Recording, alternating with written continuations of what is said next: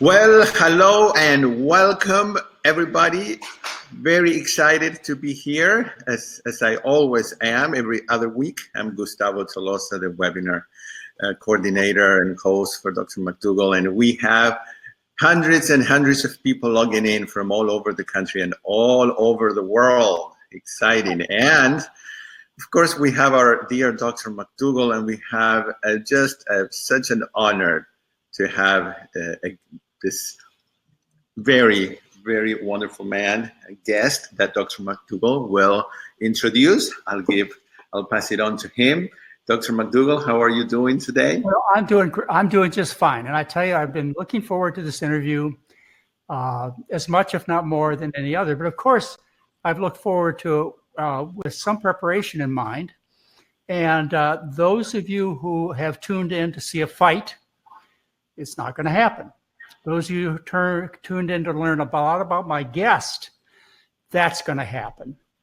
My guest shares with me some personality issues that I'd like to bring out in the beginning of this. And you will say, well, you know, as somebody will ask, why did you have this particular person on? He's as obnoxious as you are. He's as angry. I was recently told that I was ornery. Have you ever been called on? Well, I'll ask him when I get him on. If he's ever been called ornery, I've been called rude. I've been called dedicated. And I know my guest has been too. There's no doubt that he believes exactly what he believes. People have criticized both of our communication styles because, like I say, they are similar. In other words, we have no time for what do they call it? Political correctness, or and I want to find out what motivates our guest to be the kind of person he is, because he's made a substantial contribution to the movement of getting people healthier through eating proper foods. And so I'd like to introduce to you a board-certified family practitioner from New Jersey, I still believe. He's out there on the East Coast. Was going to come out here and do a little skiing, but didn't. And who has impressed me with his past accomplishments. And I want to tell you, one of the last times I saw you, sir, I saw you jump from a floor to a desktop without using any hands, just with your feet. And I was so impressed with how you did. I would like to introduce to you Dr. Joel Fuhrman. Dr. Fuhrman has been involved almost as long as I have in the business of trying to get people healthier. Not by drugs. I mean, he's a board-certified family practitioner. He knows all about medical care, but he has taken another approach to dealing with his patients. So, Dr. Fuhrman, well, first of all, let me tell people you're 6 years younger than I am. So, you know, because people have wondered about whether I'm getting old or not. I don't know whether they ask you that or not. And Dr. Fuhrman is a board-certified family practitioner. I would certainly consider that type of education equivalent to internal medicine, you know, just a little different focus. And he's been a guest on PBS. In fact, PBS probably owes him a lot of money for what he did. Dr. Joel Fuhrman, say hello and tell us, let's begin by you telling us, how did you get started? I know you were a figure skater and, you know, life was going on well for you. I mean, I can think of the moment that I decided that I was going to be a doctor. When did you decide that? You know, I think I was dabbling in the idea of going back to school. I was a business and economics major in college, and I was on the world figure skating team, and my career was winding down and going into my family's shoe business of 10 shoe stores in the New York area. My love and interest, I was passionate about nutrition and people being healthy and getting healthy through nutrition. Then I started dating my wife, who's that's was back in when she was graduating college, and she was applying for and going to go to medical school. And I had this discussion with her about, well, why become a doctor? They mostly give people drugs for what are lifestyle problems and dietary problems. And then she started saying, why don't you, instead of talking about it, why don't you go to medical school and change things? So in other words, so we started dating, we eventually got married. And before we got married, I decided fully to drop my family's business, and go back to school full-time as a postgraduate pre-med to Columbia and go to medical school. With the specific intent of being a physician specializing in nutritional medicine. So I wasn't a doctor and then developed an interest in nutrition. I developed an interest in nutrition in my teenage years, and I decided that I was so passionate about it, I should, really go for this and do what I want to do with my life. And it's been a tremendously satisfying career. I couldn't have ever dreamed of being so blessed to being such a part of people's lives and being involved with their families and changing their lives for the better. And I just feel like that I've had the opportunity that I've had has really been a blessing for me, and I'm grateful for that. Well, Dr. Joel Fuhrman, did you have problems being a medical student or a family practitioner resident with this knowledge? I assume it was like mine, that what we were doing with chronic disease didn't work with the pills, Right. and belief in food, even when I was in training. Did you run into any problems yourself? Very few. In medical school, they made me chairperson of the Nutritional Education Committee at University of Pennsylvania. They knew my interest. I was open about it. And it's funny because I would go to my seat to take my seat in my classroom. And because I was also lecturing as a medical student to the other students would be like hiding their candy bars or their potato chips and behind them as I was walking by. And I would say, "I'm not your mother, do whatever you want, but I was a little older than the other students, I guess, at that time. But I developed a lot of lasting friendships in medical school with people that are still my friends today. And many of them said that I've had a strong influence on their lives, their career, on their personal health, and their careers too. So it's really, that is something very satisfying to me, to know that there's so many medical doctors that I've influenced to have their career move in a better direction as well, and not be the drug prescribing, only the drug prescribing MDs. Well, you've been a big influence on many people, very positive influence. How about you? Do you have mentors? Like, for example, if somebody asked me that question, I'd name Dennis Burkett, Nathan Pritikin, Royce Swank, and Walter Kempner. Do you have mentors in your life that caused you to take you took a fasting approach at one time. I don't know whether you're still doing that. And you've taken a dietary approach and been quite vocal about it. Were there any influences that really stand out of people whose shoulders you stand on? Yes, I think for me, the biggest two influences of my, learning this information about nutrition growing up were Herbert Shelton.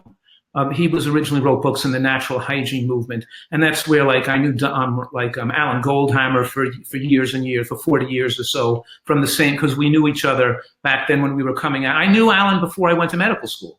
You know what I mean? But when I was just a teenager, actually, into this. So yes, Herbert Shelton, and then Bill Harris from Hawaii was an important mentor of mine, and people like that. Maybe Alec Burton from Australia. So people who I respected when I was younger were kind of like my mentors. And then, as you know, or you may not know, Herbert Shelton developed and died of Parkinson's disease. So there's something we could discuss, but in any case, but yes, that was one of my that's what got me into this, because my father was sickly and overweight and had a lot of arthritic problems. And when he read Shelton's books and changed his diet, he lost the weight, got healthy again. And that sparked my interest in learning more about those writings. So when you started in family practice, did you start with a practice focused on water fasting? No, not at all. I reserved water fasting for an occasional use when, in other words, I never thought a person should water fast, especially not when they're not healthy or not have good nutrients or haven't achieved an ideal weight. I wanted people to get healthy first if they're considering that. I've used water fasting judiciously, particularly with somebody like asthma, because after they're eating healthy for a few months and they're trying to get off the steroids, and you stop the steroids finally and they could exacerbate an attack, if I get them fasting while I'm weaning them off the steroids, it has a natural immunosuppressive effect, and it can make them more comfortably be able to wean off the steroids. It reminds me of a case that I had, which is long ago, which is an exciting case of a woman who had lupus with a creatinine of 4.2.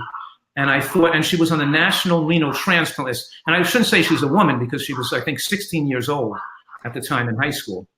And she made a complete recovery and got her creatinine back to 0.8, which I didn't even think was possible in those days for a person from kidney failure with lupus to make a complete recovery.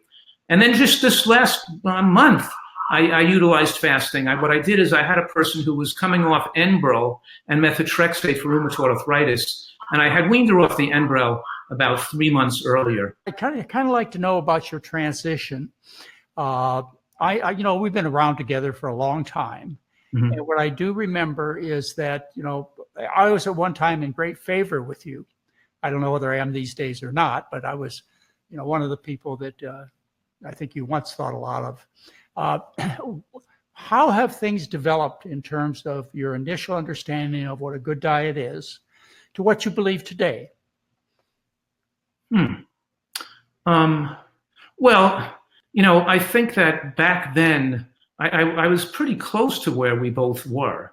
But I think back then I hadn't really done much investigation and experience and learning a lot of the research on the difference between one food and another. Perhaps I didn't know the specifics of the angiogenesis potential or the aromatase inhibiting potential of mushrooms, let's say, and the link between reduction of breast cancer in women who regularly eat mushrooms, things like that. You know, I hadn't really known how the cruciferous green vegetables can suppress the expression of genes that promote breast cancer, for example, at the exposure to green vegetables. And I didn't know the sensitivity of heat to the myrosinase enzyme that would deactivate those nutrients and the benefit of seeing those raw, let's say. So I didn't have all the specifics I have today that gotten from some of the advancements in nutritional science, but I still had the whole general background, you know, and maybe you know, and maybe there's some more specific indicators, for example, of how to deal with people with specific problems, with what kind of, like when a person comes to me with severe depression, what are some natural things I give to help them as being able to not be reliant on medications when the, you know, dietary changes wouldn't be enough, what kind of supplements, natural remedies. I'm more facile and experienced with other options to help people, you know, than I was when I first started out. But basically it's very, very similar. And and as I was saying, you know, maybe when I was telling about this woman who recently got rid of her rheumatoid arthritis, I didn't want, when I stopped her Enbrel, she was just on a methotrexate, I was concerned if I stopped her methotrexate because she was feeling better, I was afraid she would flare up again. And you know, because some arthritis patients are sensitive to even fruit. Too much sweets can make them flare up again. Even if you fast them for a week and they're feeling better, they reintroduce fruit and they flare up again. And I was worried the combination of coming off the methotrexate. So what I did is I utilized some judicious use of fasting there. So once she was off the methotrexate for 3 weeks or 4 weeks, where I was expecting maybe a flare-up could occur, you know, I'll have maybe faster for a week to lower the immune system. It's almost like starving the immune system so it can't overreact. So I can then have the opportunity to introduce food more slowly without fruit, without beans for a while, without, you know, with a more gentle diet to like cement in the remission and then to see her get well. So maybe I've refined my techniques a little bit in dealing with people with some problems and how I withdraw the medications and move them on to the point where they're free of having the chance of having a reflare. You know what I mean? Yeah, I do know what you mean. And I've had similar experiences. And actually, I've had a couple opportunities to send my patients who I think needed the extra help to Alan Goldhammer to have a water fast. So, you know, it's something I'm not that familiar with, but I'm not adverse to. So, and you know, it's a last ditch effort for sure. The ultimate elimination diet is a water fast. Right. And, you know, I'm of course not advocating people fast. They have to eat healthy. And I think it's not really good people use fasting for weight loss. They should eat healthy to lose weight. Excuse me. I'm sorry. Tell me what you think is a healthy diet. What would you, if somebody just walked into your office, you were going to give them a generic, you know, because I know you spend a lot of time with your patients and you come down to specific things like specific supplements and other, you know, suggestions. But, you know, a typical diet, if you were going to walk up to somebody on the street, and you must have the same reaction I do. You see people so sick, so overweight, you feel like stopping them and saying, hey, you know, ma'am or young lady or boy or whatever, all you have to do is this. Tell them what they should do. Well, with that kind of situation, the first thing I do is they change their lunch. Because people eat out of the home and they're eating in, you know, fast foods or not. So I say, just eat a healthy lunch as a starting point if you can't do that, and then read and learn more. And I might say, you know, I want people to have a large salad at least once a day, and maybe a bowl of vegetable bean soup or a chili or a mixed vegetable dish and a piece of fruit for dessert. So have a vegetable-based lunch, you know, and I'll give them some healthy salad dressing ideas, and as opposed to using an oil and salty-based dressing or something. You know, so I want them to cement one meal in place that we know is super healthy, And because I generally want people to eat an earlier and lighter dinner, and they're already usually eating a lighter breakfast, if I can get that one center meal with all those healthy foods in it, it's a good starting place for me. All right, let me get a little bit more specific and a little bit more challenging with you. The amount of fat, and you can correct me if I've read this wrong, that you can recommend is as high as 40% of the calories is fat. And you also focus on high nutrient dense foods, which you call, I don't know, a nutritarian approach, right. Eating lots of broccoli and kale and so on. You know, this is in contrast to what I recommend, of course, in terms of fat content. Well, let's just kind of bring the whole subject in. You recommend less starch, more fat, more green and yellow vegetables. Can we take those issues one at a time, or any type of presentation you think will make people understand why you take this approach, particularly since we're dealing with an obesity problem, of allowing people to have a lot of fat? Well, that's really not true, but those higher fat diets. You can correct me. Yeah, those higher fat diets are for athletes, for people who are professional athletes who are burning 4,000 calories a day who can't fit it all in. That's not for people trying to lose weight. No. Okay. But let me just say this, is that that basically I do want, the first question was about, so I'm saying basically the fat content of my diets generally run between 15 and 25%, but the one most important thing, the basis of my recommendations, is that I want to make sure people moderately calorically restrict. In other words, don't overeat calories, to make sure they maintain a slim body profile and that they're not overweight, because one of my main issues here is that fat is inflammatory tissue.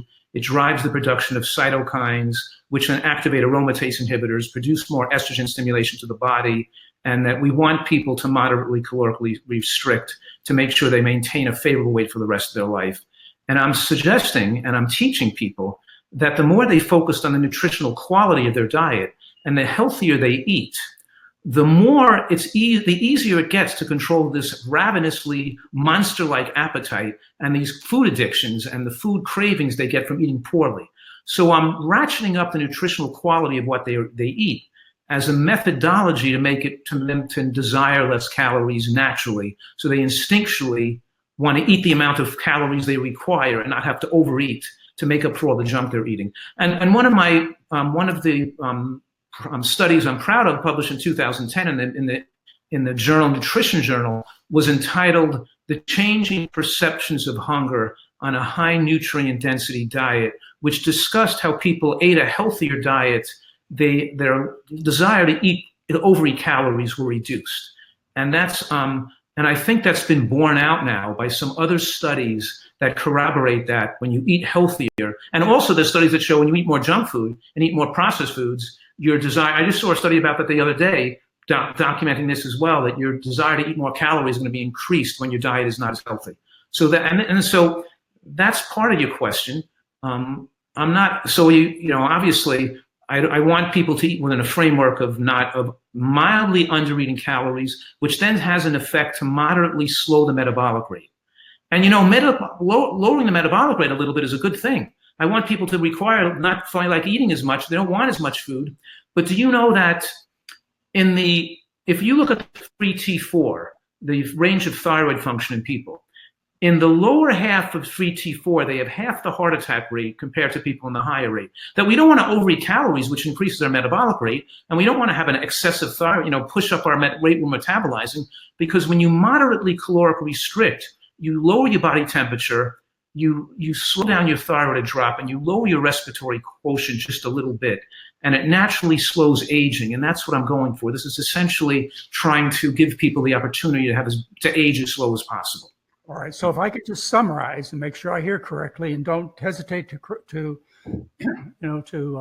modify whatever I have to say. But sure. What I hear from you is that the way that you get people to lose weight is you increase the less calorie dense foods, the more nutrient dense foods, such as broccoli, cauliflower, etc. And you also ask them to be hungry. You probably know that on my maximum weight loss program, I do a similar thing. I don't ask people to be hungry, but I ask them to eat more on the green and yellow vegetable side. Right. Is that But by the way, I'm not necessarily asking them to be hungry, but I want them to remove their addictive type hunger, the toxic hunger that comes from like shakiness and weakness and fatigue, like eating healthy, so that leaves them. So now, over a period of months, the real type of hunger that's more instinctual, that people who are in great health feel that more in their neck and throat, and they can use that hunger as a measurement of knowing they're not overeating, because if you never feel hungry, you might be eating a little too many calories. Being hungry episodically can help make you measure the amount of food you're eating, so you know you're not chronically eating too much. Because hunger, obviously, you should feel hunger once in a while. And sometimes I try to eat a light dinner or just have a glass of juice for dinner, eat an earlier dinner. And some nights I might go to bed with a little bit of hunger in my throat and say, oh, better just go to sleep, not eat anything. I don't want to. I want people not to go to bed on a full stomach. One of the other things I teach people is I want them to eat early enough and light enough so they don't feel like they're digesting food when they lie down at night. They try to make their dinner light enough and early enough so they're getting their rest without digestion occurring simultaneously. All right. Well, I'd like to ask you, because we only have a limited amount of time, some tougher questions, in the sense that I'm going to ask you to be a bit contesting about what I recommend, and it kind of fits in with what Colin Campbell and Esselstyn recommend. So you can be as rough on me as you want, Okay. but I would like to know some answers. Why do you object to people eating a lot of starch when 90% of rural China's diet used to be starch? And I could go through various populations, talk about corn with the Aztecs and Mayans, the American Well, Indians. I've heard of that. Let me start, because we do have limited time. Tell me that, why you don't recommend as strict a fat reduction as, say, I do, or Esselstyn even cuts nuts and seeds out. Why is that? You could be blunt about it, because you have been previously blunt. Right. Let me, okay, there's a few things here. Number one is, that I'm against people eating too many calories, but I want them to get a full spectrum of these protected plant foods that I call G-bombs: greens and beans and onions and mushrooms and berries and seeds. I want people to have a salad every day. I want them to get those raw vegetables into them. I want them to have one serving of cooked greens and mushrooms and beans every day at least. I want them to have some bit of nuts and seeds in their diet. I want the full nutritional spectrum of all these healthy nutrients that work synergistically and complement each other. If they do so, then they also can have the starchy things like quinoa and millet and peas, and I eat plenty of that stuff.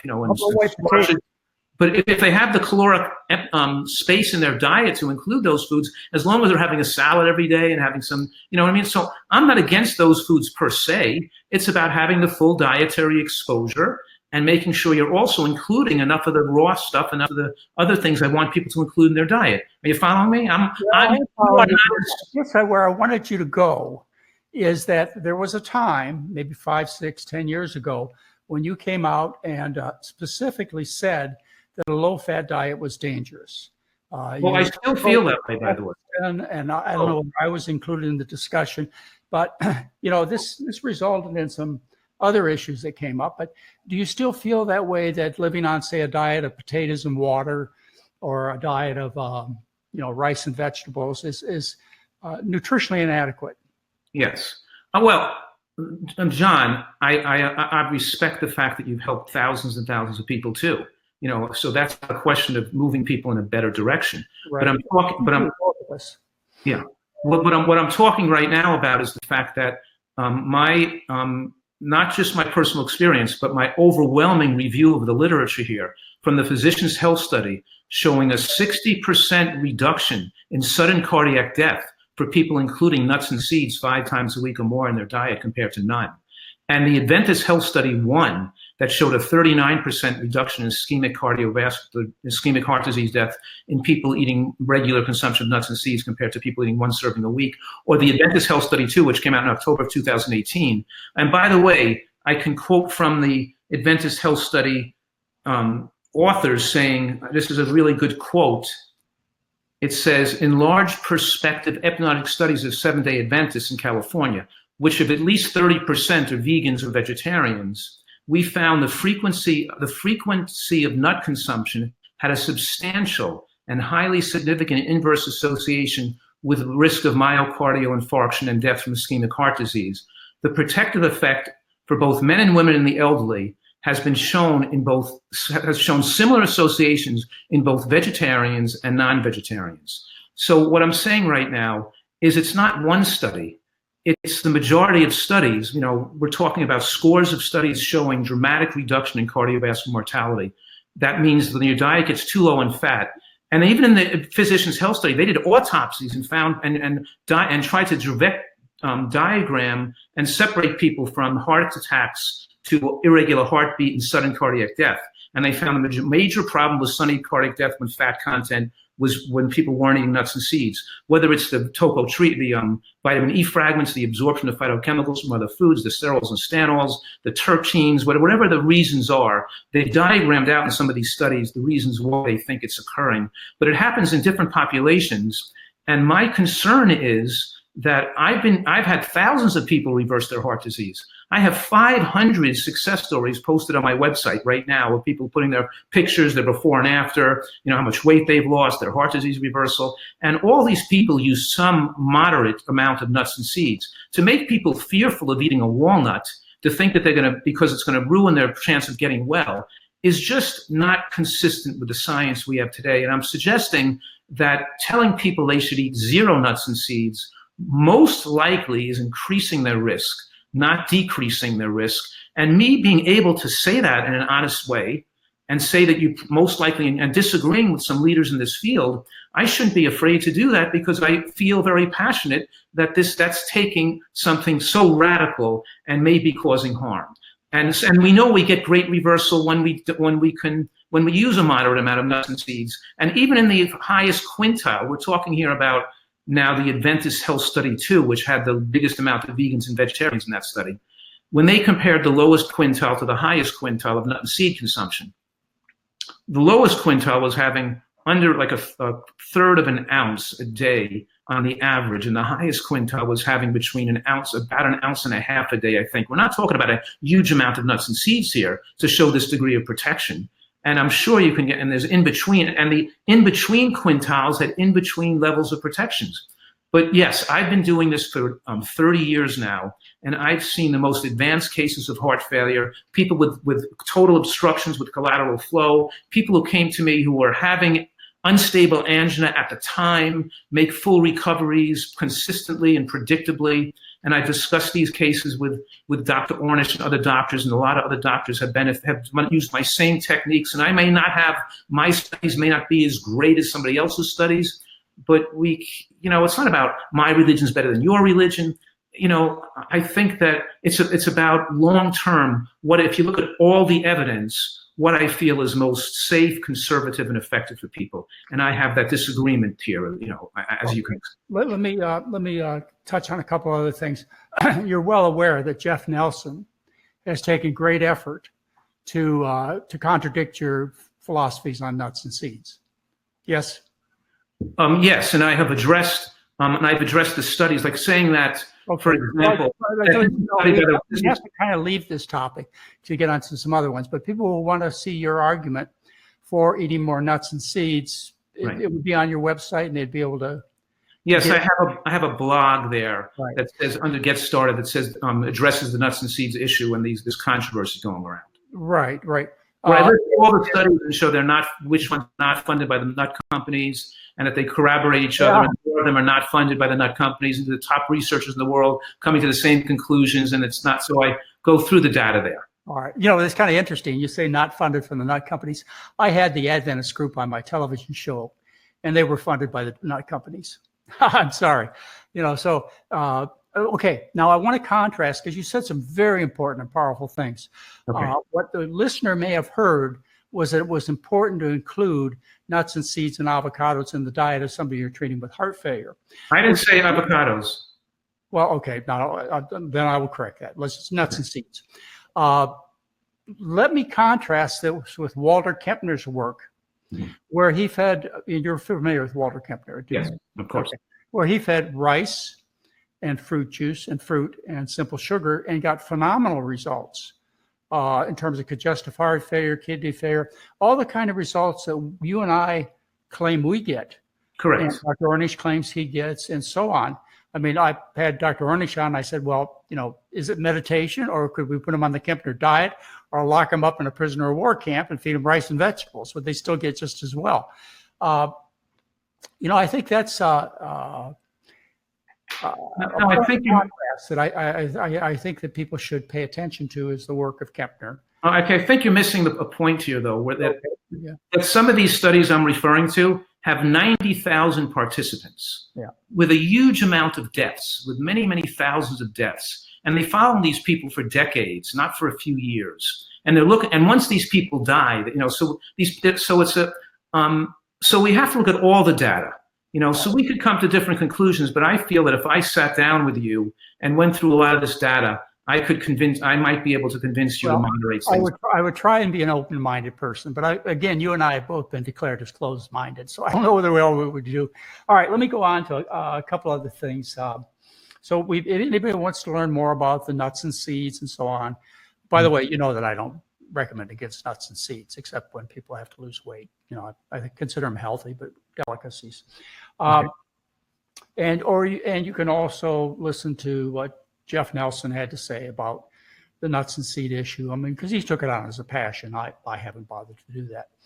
And you might want to read Walter Kempner's work, which I think, he was one of my mentors for sure, to say the least. All right, so let's get on to a couple other things. I didn't quite get you to admit, or at least I didn't hear it, that you have been highly critical of a low-fat diet. Is it okay if people follow my recommendations? I guess, that's what I'm asking you. Or are they making a mistake, which I hear you saying, by not adding more nuts and seeds to their diet? And I'm not going to argue with you about it. I just want to know if I'm hearing you correctly. Well, I don't know. It depends on whether you're letting people have some nuts and seeds in their diet or not. You don't have to eat a lot of them. But I think if they're not having any nuts and seeds for the rest of their life, or they're taking nuts and seeds out of their diet as a rule, it's increasing the risk of ischemic heart disease death. You believe that? Yes. Okay. I disagree, but you agree. Okay, I want to get on to people. When I said that I was going to have Dr. Joel Fuhrman on, and I think it's really important that people who, like you and I, have the bulk of understanding agreement, and you really know the science, Dr. Fuhrman. People need to understand that I respect the fact that you know the science. People ask me, why are you having this guy on the show? Well, it's kind of like the Democrats going on Fox News, so to speak, except not that extreme. But one of the things that came up, and I, if you don't want to answer this, it's okay. Yeah. But one of the things that came up was that I got a couple of letters from people that said you shouldn't have Dr. Fuhrman on the show because he cheated in his research when it had to do with Dr. Colin Campbell. And a paper you published about 20 years ago, I know you used to go around the country claiming this was the only diet program that had been proved to result in consistent weight loss. You were claiming like a 58-pound weight loss. And then there was a person from New Jersey who looked into your research and the patients and came to the conclusion that this was not the case. So anyway, you've been accused of falsifying data. Dr. Colin Campbell put that up on my website. I gave you a chance to answer it. It's still on the website, by the way, the discussion board. How do you feel about my colleagues? As I started out this show by saying, I usually introduce, my guests on the show as my friends, but I haven't been able to do that with you because you and I have had some contesting, some concern. And I don't want to start an argument. I just want to know how are you answering people who question what you did in terms of research that Colin Campbell is involved in? Absolutely. You know what, John, I appreciate you asking me that question because I think I deserve the right to answer that and not have people talk for me. You make believe I'm just saying what I'm not. You know what I mean? It's important I address that directly. And the facts is that that was, I think those charts were turned over to the researcher to review the charts in my office back in the early 2000s, like we're saying. And then, I gave her the 100 charts and she reviewed them and performed the study with the help of a statistician. And I did not, I did not have any involvement in the calculation of that data. And I didn't know there was a mistake in that data until it was brought up from one of the Dr. Campbell's friends who looked at it about many years after the study was already published. So the claims I was making of a 54 or 57 pound weight loss from that study, what I really felt was accurate from that study, from those study indication. And to accuse me of falsifying data and purposely lying about the study, because I think they used the wrong data set. They used the bigger data set of the first people that started when they compared them to people that followed for 2 years. I'm not sure the mistake that was made, something like that. But to say that I purposely falsified that data is just like, it's so, so inappropriate. The researcher who made the mistake publicly acknowledged it, said it was her mistake, acknowledged it in the journal, and outwardly, and said that I wasn't partaking in that part of the study. Dr. Campbell did not review the data either, and he could have found that study. I wasn't a researcher then. I was a busy family doctor working in my practice 60 hours a week. I'm very upset about that, about those results being inaccurate. I have more than, I've published other studies since then, actually more than a dozen, by the way, which did show in my study I just published in this, the International Journal of Disease Prevention Reversal, I did show an average of about 50 pounds weight loss in a series of patients. So the 500 people on my website right now, those success stories have about a 50-pound average weight loss that was, over the posting their before and after pictures over long term. But that study was, I was in my medical practice. I didn't have books then in the early 2000s. I didn't have a support groups. I didn't have a food addiction counselors. I didn't have any. It was just me people coming in for a visit, me encouraging them for the visit. So it still showed some benefits there. But yes, I made a mistake. I forgot that I had given her 100 charts, and she eliminated some of those. So in some of my public statements, I said there were 100 people instead of 64 people or 57 people, or I think it was 64 people. But in any case, John, do you think that I should be crucified and you should try to, let me ask you a question though, that my career should be destroyed and I should be talked about in this way because of that, and judging me for having falsified data, do you think that's fair? I admitted the mistake of saying 100 people by mistake. I forgot that I gave her 100 charts. And this was many, many, many years ago. Let me ask you, have you retracted the paper from the journal? Absolutely. Well, the paper from any of my sites, but the researcher put an addendum to the journal and corrected the errors and put that in the journal. Yes, it was corrected. It was discussed, the errors she made, and I've had said nothing about that paper since the mistakes were brought about. Dr. Fuhrman, I've made plenty of mistakes, so we just have to go on for sure. Right. But these are things that I needed to ask you because they're topics that come up behind your back, and you need a chance to, tell, so to speak, your side of the story. Yeah. Anyway, can you imagine people saying that I would have phonied up results? I have enough, I have enough satisfaction and self, and feeling great about the people I've helped in my life. I don't need to phony up results to get people to look at my work. I've got enough legitimate good things going, helping people. Impression you have made, particularly through your PBS shows, and the fact that you stand up, Dr. Fuhrman, and you don't hesitate. You're not politically correct. It's something that really gains a lot of my respect. Whether or not I agree with you, at least you don't hesitate. You're not really trying to be nice. You're trying to tell the truth so you can help your patients. Period. Don't I? Isn't that right? Yes, exactly. Right. I'm passionate about fighting for my patients. I understand that. Believe me. Although I may not agree with some of your findings and conclusions there, as I think you and I have publicly said. People are going to get a heck of a lot healthier whether they take the McDougall approach, the Fuhrman approach, and I don't know. I think they got that message enough. But yeah, you made mistakes. I've made mistakes. You made a big impression. That's why I wanted to have you on the show. I wanted to also know what your plans are. You were coming out to California when we talked last time to do some skiing, and you're still on the East Coast. What do you think? Joel Fuhrman will be doing over the next few years, and I guess better yet, what would you like to be remembered by? I thank John. That's really sweet of you to say something like that. But yeah, because I really think I'm really very content if I stopped my career right now and just retired tomorrow, I'd feel very content about all the people I've changed their lives and have them have a better future and a happier and healthier life because of my impact on their lives. And that's what I'd like to be remembered for, and I'm very proud of that. You know what I mean? I work very hard on that and caring for a large patient population over the years, and a lot of people I've influenced. And I am going to move to California.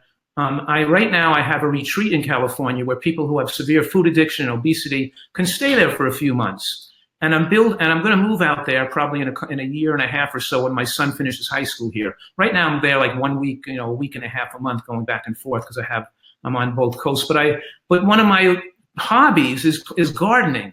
And I want to garden and grow trees and I really love the California lifestyle where I can grow what I want, grow my own food on really high quality soil and putter in the garden and be out there, so I really feel that I always wanted to go to California, and I love to ski. And my wife's saying, you go skiing, you leave me for a few days, yeah, but I'm in California, I can go skiing not so far away, and you can go with me, so I am going to be moving out there, and I'll be coming back to the East Coast, and still be here maybe 1 week every 2 months, but I'm really going to probably move to California and not work as hard.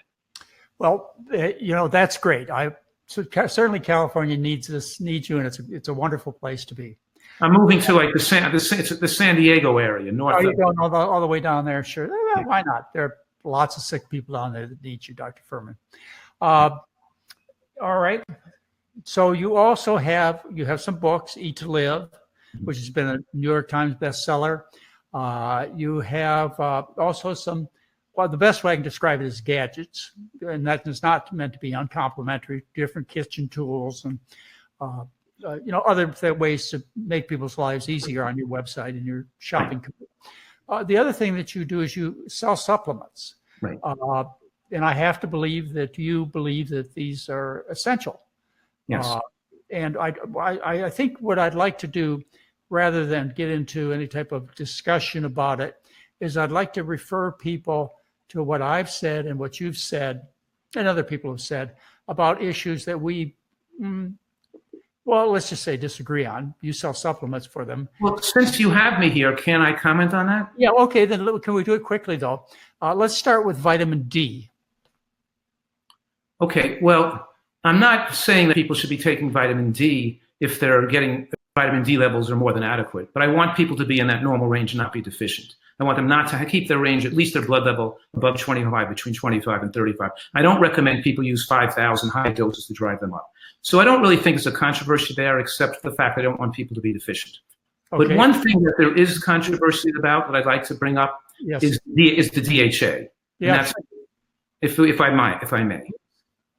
And that is that in my medical practice, in my experience, I've had people very close to me, personal friends, and even right now I have some very close personal friends that have been on vegan diets that now have dementia. And people who developed depression on vegan diets whose blood test I took and have their DHA being very low. And as you know, Herbert Shelton had Parkinson's. Max Huberman, a close personal friend of mine, developed Parkinson's on a really super healthy vegan diet his whole life. And there is sufficient, and I've looked into this to the point of just wanting to be more conservative. We know that B12 is low in a vegan diet, and we need to supplement that. There may also be some other things that are beneficial in animal products we may be getting, we may need for certain people who have a tendency to have lower levels or not convert as well. And if I could just bring up, I have here 4 different studies on the link between low blood levels of DHA and the shrinkage of the brain, development of dementia and Alzheimer's disease. And this top paper says right here in the opening statement, more than a dozen epidemiologic studies have reported a reduced level or intake of omega-3 fatty acids are associated with increased risk of age-related cognitive decline and Alzheimer's disease. And these studies continue to go through the data. Here's a case-controlled cohort study. Here's another study published here's the Framingham study, which showed a 47% reduction in the risk of developing Alzheimer's disease for people whose DHA's level were adequate. So I consider myself being more conservative in the sense of not wanting to chance people developing these deficiencies. And I mentioned I have more than 10,000 family charts in my practice that were there. Even 10 years ago, I had more than 10,000 family charts. And right now I have probably much more. But the point is, I've seen enough people that develop these problems, and the literature supports that. It's not only my data, it's corroborating that data with the scientific literature and wanting people to take more precautions here and not develop a problem long term, because I'm not suggesting that you can fix dementia by taking DHA or that you can stop. I'm suggesting that a lifetime exposure to have very low levels over the years can make you more likely develop dementia, and then at that point taking supplementation could be too late. And I'm suggesting that if you don't want to take a supplement, then be conservative and at least draw a blood level to make sure you're not in the very low range. And we did, and I also helped. I helped fund a study, but I wasn't part of the study, where we looked at 166 non-supplementing vegans to see what their levels were, and a large percent, like about 25%, had the levels of severe deficiencies, and about 60% were insufficient, not ideal levels, but the ones that were definitely in the level that we see the high rates of dementia, there was enough people to be concerned about this. Whether it's 2 people out of 100, whether it's 5 people out of 100, whether it's 1, it doesn't matter. Why take these needless risks? And that's what I'm advocating for. And yes, I felt it as part of my practice years ago. I wanted to design a supplement that was in glass, that was refrigerated. So if when I give people DHA, it would be fresh. It wouldn't be rancid. It wouldn't have microplastics in it. It wouldn't be out of the refrigerator for a year and be, the people would get burping, they get indigestion, they would be taking fish oils. So I wanted to make sure that I could make a product that was and it was a little more expensive to do it, and I have a smaller people using it, but I wanted it for my family, for my friends, for my clients, to use a higher quality product that we can have shipped to us in glass and refrigerator, keep in refrigeration. So if we're going to use DHA in a moderate amount, we'd use something of better quality. And of course, Dr. Ornish, uses much more DHA, recommends a much higher dose than I do. And lots of leaders in this community are agreeing with me on this. It's not just me. And so I'm proud of what I do here. And the fact that I'm standing for something, products that I feel are useful to people and will help them with their future and make sure they can follow my recommendations the way I want them to without difficulty and obstacles. It's like when you're making a soup, it wouldn't be authentic if you were putting bacon in your soup. If you want to make a soup to make it easy for people to do your diet, they could pour some soup on some quinoa or some millet or something and make a quick meal to make it easy for them. But you would want something authentic where the soup's representing what you're advising people to make. And I'm not saying that. So I'm saying that doctors give people drugs and keep them hooked onto their practices. So they give all types of unnecessary and needless medical care, and they push things on they don't need. They don't give them informed consent. And I'm being authentic and consistent with giving people what I feel is important, good value, and protective for their lives, and being conservative in my recommendations. All right, I'd like to close with 2 short answers from you. Okay. They have to do, again, with my personal self. I can relate to you a lot, Dr. Fuhrman, and I've told you that from the beginning, particularly in our way of delivering and our passion about our care for people, for patients. I can tell that's the number one concern in your mind from all your decisions is to help your patients. And I do sincerely mean that. But I personally have developed in my philosophy, it's changed over 40 years. You've been at it for 30. It's been changed over 40 years where I was initially only concerned about my patients. And then I became concerned about animal rights. And now I'm passionate about trying to do what I can to save the environment. Me too. If I remember correctly, your first book started out with the recommendation of animal foods. In relation to these 2 subjects, animal cruelty and the environment, are you still recommending that people eat animal foods? No, and I never have. Okay, I thought your first book that I signed an endorsement on had allowed some chicken and et cetera. Yes, it did, because I didn't want people to judge the book and reject it for being vegan right off the bat. So I allow some small amount of animal product in the food or in the recipes, explaining that I prefer people to be, and I think it's most likely that a properly supplemented vegan diet extends the possibility for slower aging and a healthier lifestyle. Well, so even though I'm not much different from you there, what I'm saying is that in my allowing animal products, it's kind of like get people into the healthy program, wean them down off the animal products, let them learn the information. Hopefully they'll do it all the way and become a vegan. And all those same reasons you said just earlier, I'm in perfect agreement with. Yep. Okay, good. I want to get that straight. In other words, if somebody said that your philosophy is a vegan philosophy, with your particular qualifications of emphasizing micronutrients from greens and yellow vegetables, Yeah. that would be pretty accurate. You're not supporting animal use anymore. And how about this? No, I never was, though. It's not that. I'll agree. It drives people to do that. I just wanted to get. Is what I remember, and believe me, I can relate. It was an option for people to have them start out that way and then move to a stricter diet. I have no objection to that at all. But I think you and I both agree. You know, it's like I tell people I eat turkey every other Thanksgiving to take them off the focus of veganism. Right. You know, you and I both agree. You have children, and you have I don't know, grandchildren yet? No, I do not. Ah, darn. Well, anyway, we at least see we have relatives that need a future. Right. How has the environment come? Last question. How has the environment come in terms of importance to you? You know, are you willing to sacrifice anything or everything for it? You know, it just really upsets me what's going on in terms of the environment and you know, John, I feel that we're comrades here. And we have a lot more in common, like you're saying. And I'm sitting out late at night. I'm not worried about these attacks on my character. I'm more worried about the future of the world for my children and grandchildren, and what people are and how people are just into immediate gratification and willing to destroy the planet.